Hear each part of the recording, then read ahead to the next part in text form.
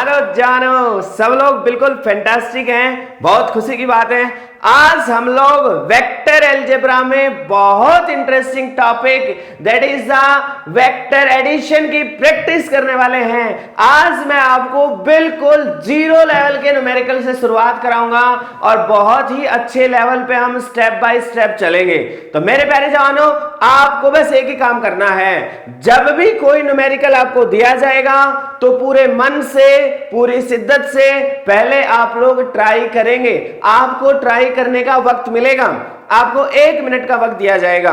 Clear है? और उस 1 मिनट के दौरान क्या करना है, आपको मन से ट्राई करना है और फिर उसका सॉल्यूशन मैं आपको बोर्ड पे कराऊंगा, उसके साथ आपको मैच करना है। फिर क्या होगा, या तो वो सही होगा या तो गलत होगा। सही है तो बहुत अच्छा है, हमें सीख लिया हमने, और यदि इन केस वो गड़बड़ हो गई है, कोई छोटी मोटी गलती हो गई है तो कोई बात नहीं है। ये भी हमारे लिए बहुत अच्छा है कि जो चीज नहीं आती थी अगले ही सेकंड में हम वो सीखने वाले हैं।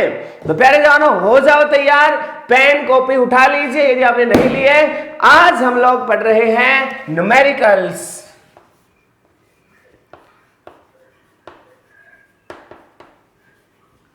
और ये जो न्यूमेरिकल सीखेंगे हम, ये किस पर देख रहे हैं हम, ट्रायंगल लो एंड पैरेललोग्राम लो। इन दोनों के कॉमन रिलेशन आया था, याद करो।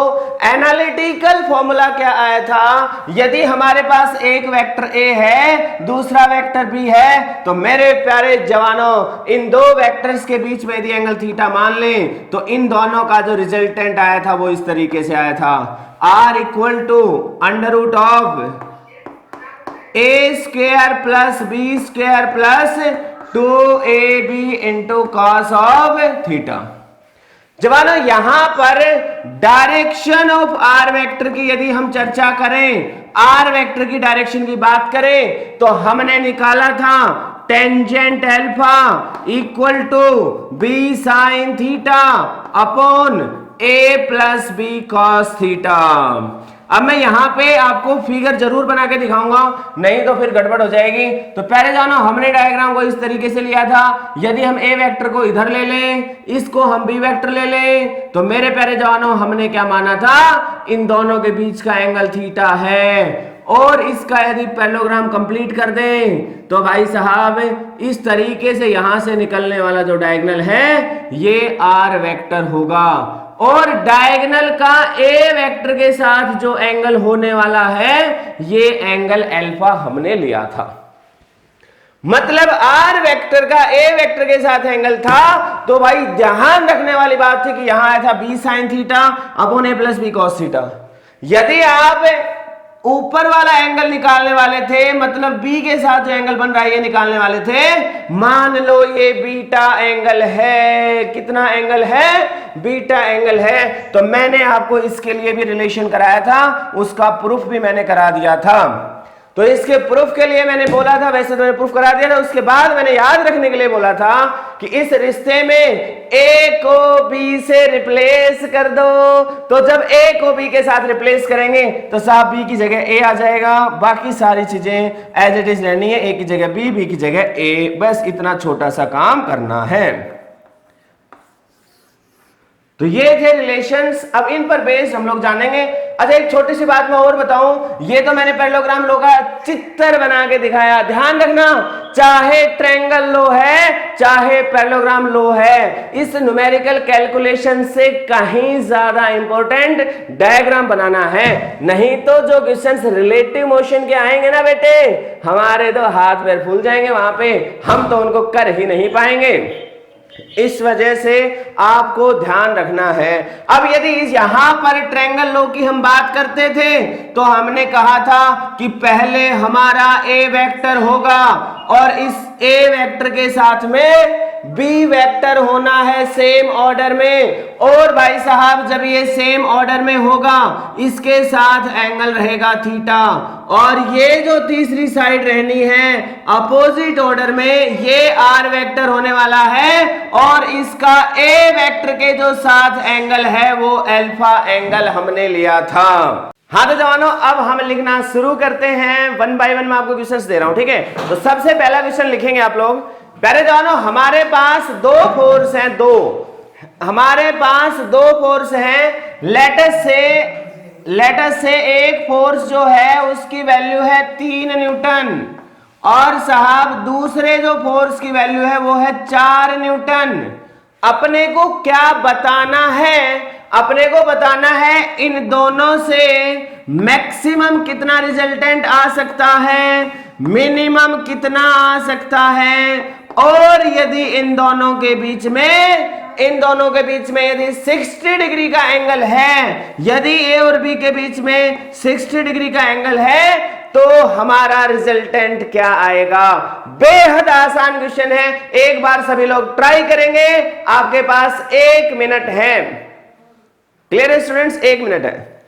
हाँ तो मेरे प्यारे जवानों, मैंने आपको ये बताया था कि जब भी कभी अपने को मैक्सिमम रिजल्टेंट चाहिए तो मैक्सिमम रिजल्टेंट के लिए हम जब निकाल पाएंगे मैक्सिमम, जब दोनों के बीच के जो एंगल थीटा की वैल्यू है वो 0 डिग्री है, और जो मैक्सिमम रिजल्टेंट है साहब वो इन दोनों का नॉर्मल जैसे एडिशन करते हैं वैसे हो जाएगा।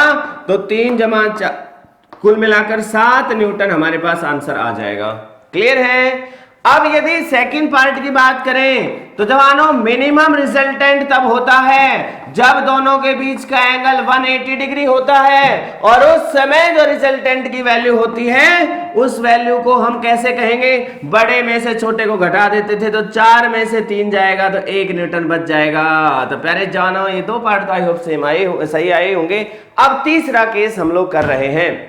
तीसरा केस क्या है कि साहब रिजल्टेंट की जो वैल्यू है वो होती है under root of a square plus b square plus 2ab into cos theta. अब आपके मन में सवाल आएगा कि जी हम यहां पर भी इस रिश्ते को यूज कर लें क्या, या कर सकते हैं क्या? तो मेरा आंसर होगा बिल्कुल कर सकते हैं भाई साहब, आप जरूर, आपके पास वक्त है तो यूज करिए, लेकिन अल्टीमेटली ये चीज ही आनी है इसलिए मैंने डायरेक्ट वहां पे लिख दी है। अब यहां पर यदि हम वैल्यूज को पुट करना शुरू करेंगे तो a की वैल्यू हमने ले रखी है 3, तो 3 का स्क्वायर 9 हो जाएगा, और भाई साहब 4 का जो स्क्वायर है वो हो जाएगा 16, और मेरे प्यारे जवानों plus 2 into 3 into 4 into cos 60 degree. और ये बात अपने को पता होनी चाहिए। हम लोग लिखेंगे 0 डिग्री, 30 डिग्री, 60 डिग्री, ऐसे लिख लेते हैं। 0 डिग्री, 30 डिग्री, 60 डिग्री, 45 डिग्री, और मतलब पहले 45 लिख लो, 45 डिग्री, 60 डिग्री एंड 90 डिग्री। ये 5 एंगल जो हो गए अपने पास, 1 2 3 4 और 5, इन 5 एंगल पे हम साइन थीटा, कॉस थीटा और टेन थीटा की वैल्यूज को निकालेंगे, और अल्टीमेटली हम यहां से फिर सभी बाकी एंगल्स को निकाल सकते हैं। तो इनको निकालने के लिए बेहद आसान चीज है बेटे। क्या करना है आपको 0 से लेके गिनती लिखना शुरू करनी है। 0 1 2 3 एंड 4 लिख दी बेटे। 4 तक गिनती लिखने के बाद अब 4 से ही सबको डिवाइड कर देना है। 4 4 4 4 और 4। अब जवानों जब आप 4 से इसको डिवाइड करेंगे तो इसको सोल्व भी कर लो साथ में। तो सोल्व करोगे तो 0/4 इज 0, 1/4 तो 1/4 ही रहेगा, ये 2/4 है 1/2 हो जाएगा, ये 3/4 ही रहेगा, और ये हो जाएगा साहब 1। क्लियर है? तो पहले मैंने क्या किया, पहले मैंने एंगल्स लिखे। कौन कौन से एंगल लिखे? 0 30 45 60 एंड 90। क्लियर है? उसके बाद क्या किया मैंने गिनती लिखना शुरू करी। 0 1 2 3 4। फिर तीसरा स्टेप मैंने क्या लगाया, ये 4 से सबको डिवाइड कर दिया, 4 4 4 4। ओके, फिर सॉल्व करके हमने यहां पे लिख दिया है। और अब लेना है स्क्वायर रूट। तो जब हम स्क्वायर रूट लेंगे तो प्यारे जवानों हर एक का स्क्वायर रूट ले लीजिए। तो 0 का 0 आएगा, इसका 1/2 आएगा, इसका 1/√2 आएगा, इसका √3/2 आएगा, और इसका 1 आएगा। अब आपके मन में जरूर सवाल आएगा कि साहब ये वैल्यूज इस तरीके से कैसे लिखी? तो बेटे ये सिर्फ याद रखने के लिए बनाई गई छोटी सी ट्रिक है, छोटी सी टेक्निक है। मैथमेटिक्स में आप इसके बारे में और बाकी डिटेल पढ़ेंगे। हम यहां पर सिर्फ इसको एज ए ट्रिक यूज कर रहे हैं ताकि बाकी वैल्यूज आप याद रख सकें। क्लियर है? तो अब ये जो वैल्यूज आई ना बेटे, ये साइन थीटा के कॉरस्पॉन्डिंग आई है। मतलब यदि थीटा की वैल्यू 0 है तो पहली वैल्यू साइन 0 0 आया है। यदि थीटा की वैल्यू हमारे पास 30 डिग्री है तो साइन 30 की वैल्यू आई है साहब 1/2। यदि थीटा की वैल्यू 45 डिग्री है तो साइन 45 डिग्री आया है 1/√2। यदि थीटा की वैल्यू 60 डिग्री है तो वैल्यू आई है बेटे √3/2। और यदि थीटा की वैल्यू हमारे पास 90 है तो हमारे पास वैल्यू आई है 1। तो प्यारे जवानों, आपको इस बात पर ध्यान रखना है। अब ये यदि जो वैल्यूज आई है ये याद रखनी है आपको। अब यदि आप भूल जाओ तो आप इस तरीका याद रखो ताकि आप निकाल पाए। क्लियर है? अब जवानों आप क्या करो, ये साइन थीटा की वैल्यूज है। यदि अब आप कॉस थीटा की वैल्यूज निकालना चाहते हैं तो उल्टे ऑर्डर में लिख दो इसको, उल्टे ऑर्डर में, रिवर्स ऑर्डर में। तो इसको रिवर्स में लिखेंगे तो साहब ये 1 आएगा, ये √3/2 आएगा, ये 1/√2 आएगा, ये 1/2 आएगा और ये साहब 0 आएगा। और साइन थीटा और कोस थीटा को बाहर करेंगे तो साहब टेन थीटा आएगा, इन दोनों को यदि हम डिवाइड करें तो। अब ये बातें ट्रिग्नोमेट्री की है बेटे। धीरे धीरे जब आप मैथमेटिक्स में आगे जाओगे तो वहां पर ट्रिग्नोमेट्री आपके डिटेल्ड सिलेबस में आने वाला है, तो वहां पर इसको थोड़ा और अच्छे से जान पाएंगे हम। लेकिन अभी तो हम इसका एज ए टूल यूज करेंगे। जितना फिजिक्स में है, जितना जरूरत आएगी फिजिक्स में, वो मैं आपको बता रहा हूं। क्लियर है? तो इसको फिलहाल आप याद रख सकते हैं। साइन थीटा और कोस थीटा का जो रेशियो है वो टेन थीटा होता है। तो इन दोनों को जब रेशियो लेंगे, इन दोनों का रेशियो लेंगे तो वैल्यू 0 आ जाएगी बेटे।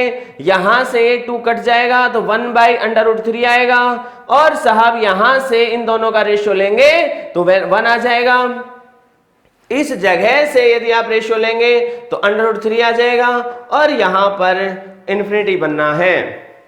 तो मेरे प्यारे जवानों, अब यहां पर एक कंफ्यूजन और आता है स्टूडेंट्स को कि साहब मतलब एक इसके बाद एक जो मेन चीज जो आती है, ध्यान से समझना, किसी ये 3 एंगल तो निकाल लिए, अब 3 एंगल के बाद क्या, इसके अलावा भी तो एंगल हैं। साइन थीटा का उल्टा है, मतलब 1/sin थीटा कर दे तो कोसिकेंट थीटा आता है। तो साहब 1/sin थीटा कर दो। जब आप बोल ही रहे हो कि कोसिकेंट थीटा निकालना है तो साइन थीटा की जो वैल्यूज आई हैं बेटे उनको रिवर्स करके लिख दो, उल्टा करके लिख दो, पलटी मार के लिख दो।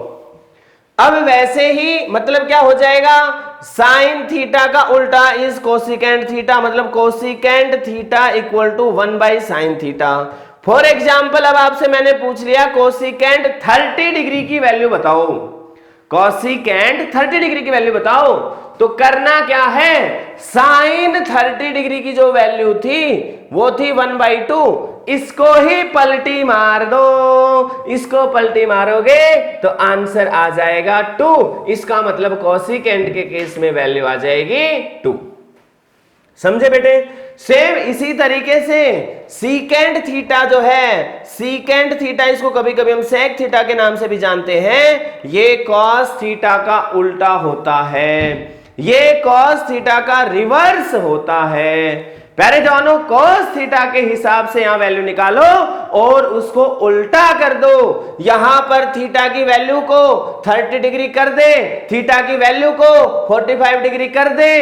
तो यदि आप कॉस थीटा की वैल्यू पुट करोगे तो उसका उल्टा कर देना, सीकेंट थीटा की वैल्यू आ जाएगी।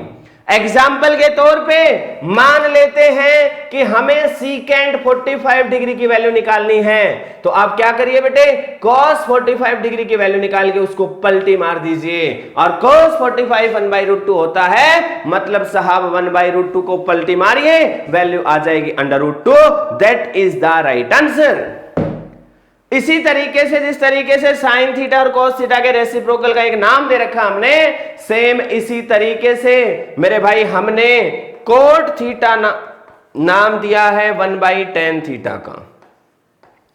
मतलब 1 बाई टेंजेंट थीटा जो है इसका यदि हम पलटी मार दें, इसको यदि हम पलट दें तो साहब इससे जो आने वाली वैल्यू होगी वो कौन सी होगी? Cot theta. मतलब कॉट थीटा की जो वैल्यू है वो 1 बाई टेन थीटा के इक्वल आनी है।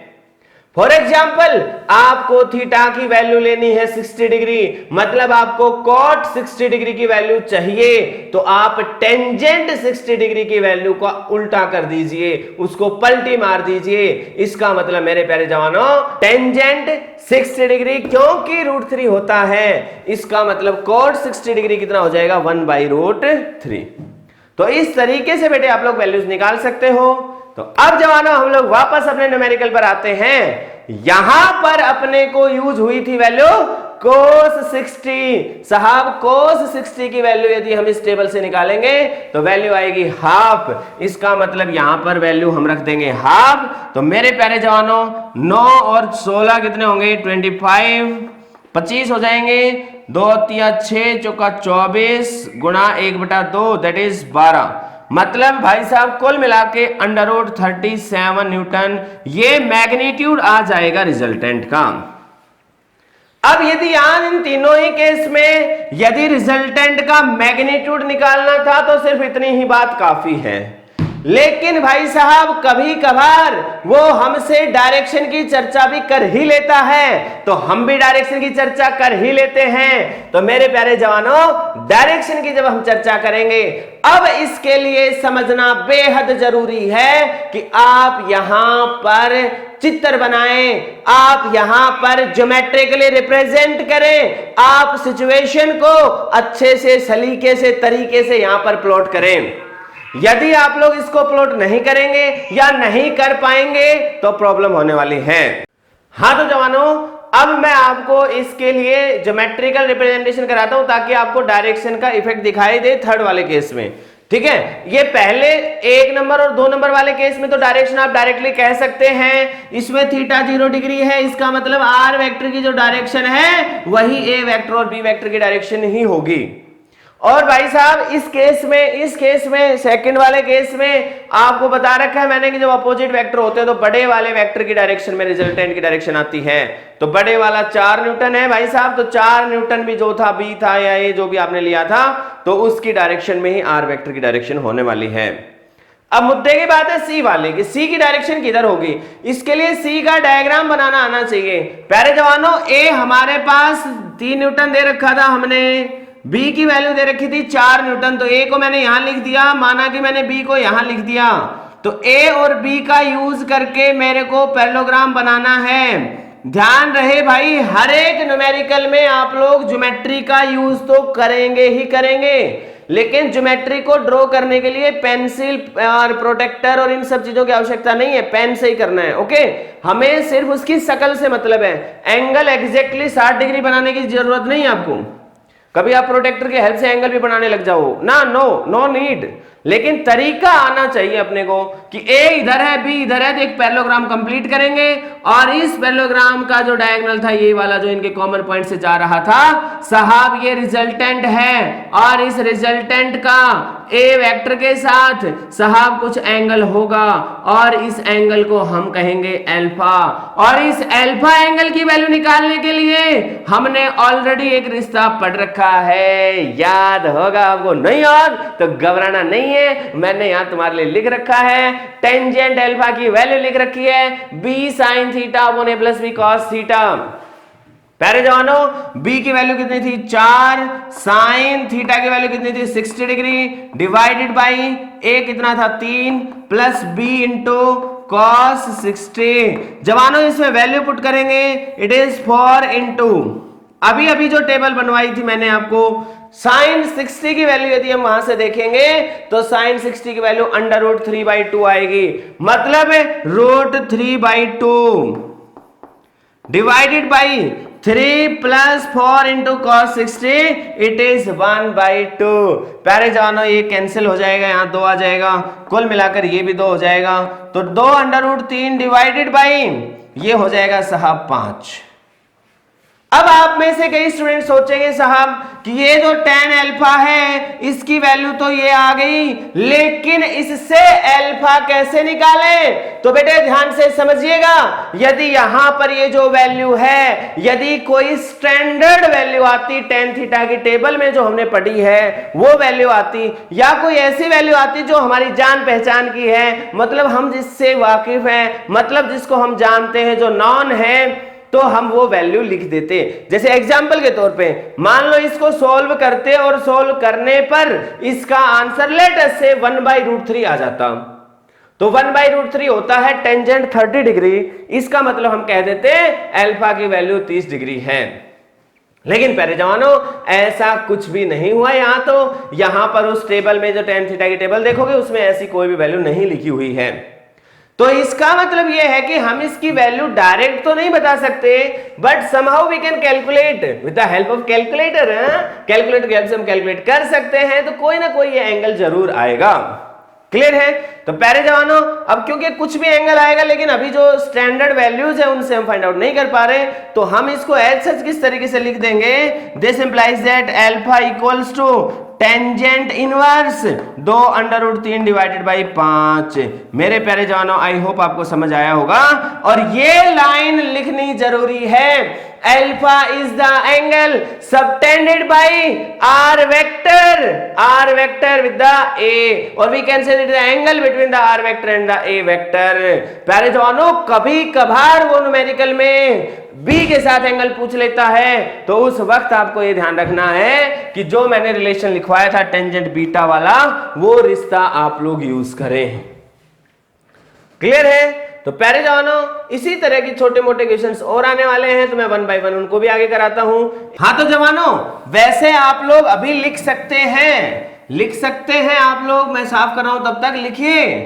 हमारे पास दो वेक्टर हैं और उन दो वेक्टर्स के बीच में एंगल है 120 डिग्री, और उन दो वेक्टर्स का कुछ भी मैग्नीट्यूड है, माना कि फोर्स की बात करें तो मान लो दो फोर्स हैं और दोनों ही फोर्स की वैल्यू है F, पहला फोर्स भी F है, दूसरा फोर्स भी F है। तो आपको ये बताना है यदि इन दोनों के बीच में एंगल 120 डिग्री का है तो F की तो इन दोनों का रिजल्टेंट कितना होगा, जल्दी से निकालो प्यारे जवानों, खींच दो।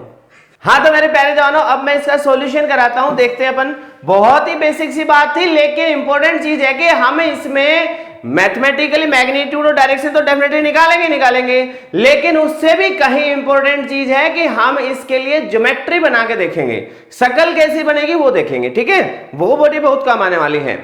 तो प्यारे जवानों रिजल्टेंट का रिश्ता तो as we know that R की वैल्यू कितनी होती है, √a² plus b² plus 2ab cos theta. तो a का स्क्वायर करेंगे तो f का स्क्वायर आएगा, प्लस b का स्क्वायर करोगे तो भी f का स्क्वायर आएगा, plus 2 into a into b into cos 120 degree. अब जवानों cos 120 डिग्री कितना होता है, या तो ट्रिग्नोमेट्री वाले लेक्चर्स आपने देखे होंगे, और नहीं देखे हैं तो कोई बात नहीं, अभी आप सिर्फ इसकी डायरेक्ट वैल्यू लिखिए। हमें मालूम है cos 120 डिग्री इक्वल टू -1/2। अभी याद रख लीजिए बेटे, दो चार वैल्यू है जो याद रखनी होंगी, फिर काम बन जाएगा अपना।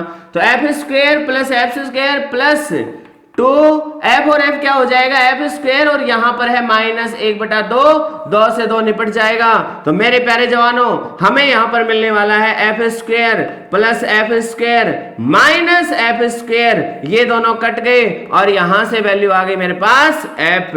It is the resultant.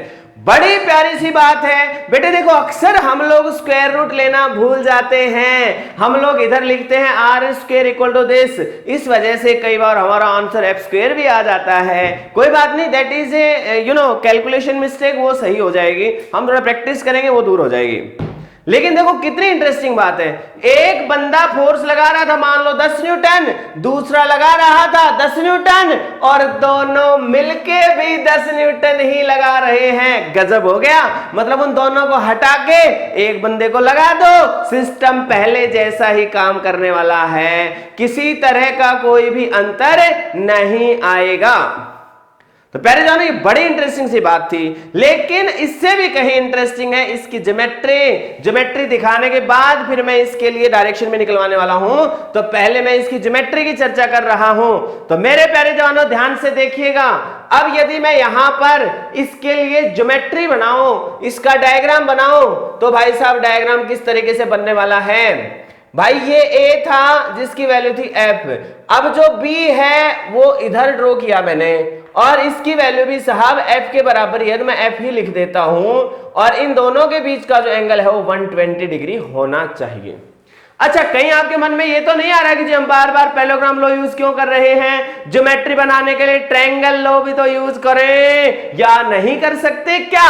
बिल्कुल कर सकते हो और करना भी चाहिए, इसलिए आप ट्राई करोगे। हाँ, वैसे यार घबराना क्या है, जो पैरेललोग्राम बनाना थोड़ा आसान है इसलिए हम लोग ले रहे हैं। इसी में ट्रायंगल भी बना के दिखा देता हूं आपको। तो भाई इसके पैरेलल यहां पर एक लाइन आ जाएगी ऐसे, इसके पैरेलल साहब यहां पे एक लाइन आ जाएगी। कुल मिलाकर अपने पास ये आंसर आना है कि साहब यहां से आप ज्वाइन करोगे, इट इज द रिजल्टेंट। ये रिजल्टेंट है, इट इज द रिजल्टेंट। भाई साहब ये एंगल कितना है, मान लो अल्फा। अच्छा, इसमें एक ट्रायंगल लॉ वाली बात और थी, और बता देता हूं।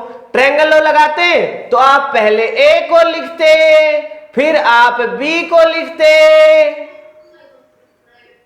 उस समय इधर B हो जाता। उस समय याद रखना ये वाला जो अपना एंगल था ये 120 डिग्री होता, तो उस समय ये जो तीसरी साइड है अपोजिट ऑर्डर में ये हमें रिजल्टेंट देगी। तो पैरेललोग्राम लॉ में भी यही रिजल्टेंट था और ट्रायंगल लॉ से भी यही आंसर आना है, आप सबको मालूम है। तो मेरे प्यारे जानो, अब यदि यहां पर हम इस अल्फा की वैल्यू को निकालना चाहें तो अल्फा को हम बेहद आसानी से निकाल सकते हैं। मैं यहां पे लिख देता हूं इस वैल्यू को, टेंजेंट अल्फा इक्वल टू। अच्छा, एक चीज और देखो, मैं आपको काम की बता देता हूं। जब दो वेक्टर बराबर के हो तो उनका रिजल्टेंट उनके बीच में आएगा, मतलब ये एंगल 120 डिग्री का है तो भाई साहब अल्फा की वैल्यू, मतलब थीटा 120 डिग्री था तो अल्फा की वैल्यू 60 डिग्री आएगी। कैलकुलेट करके भी देख लेते हैं। कैलकुलेट करेंगे तो क्या आएगा, tan alpha equal to b मतलब f into sine 120 degree divided by b मतलब a plus b into cos 120 degree. अब भाई साहब जो साइन 120 डिग्री है ये कितना होता है आपको मालूम है, ये होता है √3/2। तो हम लिख देंगे इसको f इंटू √3/2। अब ये वैल्यू याद रख लो तो बेटर है अभी फिलहाल के लिए, बाकी मैं ट्रिग्नोमेट्री में इसको डिटेल में आपको बताऊंगा अभी, तब तक आप याद रख लें तो बेहतर रहेगा। तो f इंटू -1/2। अब देखना भाई ये cos 120 की जगह -1/2 लिखा है, तो f में से f/2 जाएगा। अब आपके मन में सवाल आएगा जी कैसे जाएगा f में से f/2, f में से f/2 कैसे जाएगा? भाई साहब क्लियर सी बात है, f into √3/2 divided by f में, क्योंकि देखो ना ये माइनस का है भाई, ये इसके साथ गुणा होगा तो -f/2 बचेगा, तो f/2 बच जाए ना यहाँ पे, f -f/2 हो जाएगा तो f/2 हो जाएगा, तो f से f जाएगा, 2 से 2 जाएगा, मतलब आ गया √3। अब इंटरेस्टिंग सी बात है प्यारे जवानों, टेंजेंट थीटा की टेबल में हमने √3 देखा था। जब हमने √3 देखा था उस समय एंगल जो था जिस पर वैल्यू √3 थी वो एंगल 60 डिग्री था। अब मान लो आप भूल जाते हो तो कोई बात नहीं, आप नॉर्मली लिख के आ जाओ, where alpha equal to tangent inverse √3। लेकिन यदि याद है तो आप लिख दो अल्फा इक्वल टू 60 डिग्री। याद होनी चाहिए छोटी छोटी बातें, तो ये तो याद होनी ही चाहिए। हाँ तो मेरे प्यारे जवानों, आई होप आपने अच्छे से इसको समझ लिया होगा, तसल्ली से समझ में आया होगा आपको। प्यारे जवानों ये तो पहला लेक्चर था, आज तो मैंने बिल्कुल 0 लेवल की बातें कराई हैं। आने वाले लेक्चर्स में हम और अच्छे क्वेश्चंस करेंगे। आज के लिए इतना ही प्यारे जवानों, मन लगाकर फिजिक्स पढ़िए, मजा आएगा। तो जवानों मन से फिजिक्स करते रहो और मौज करते रहो। Good bye, take care.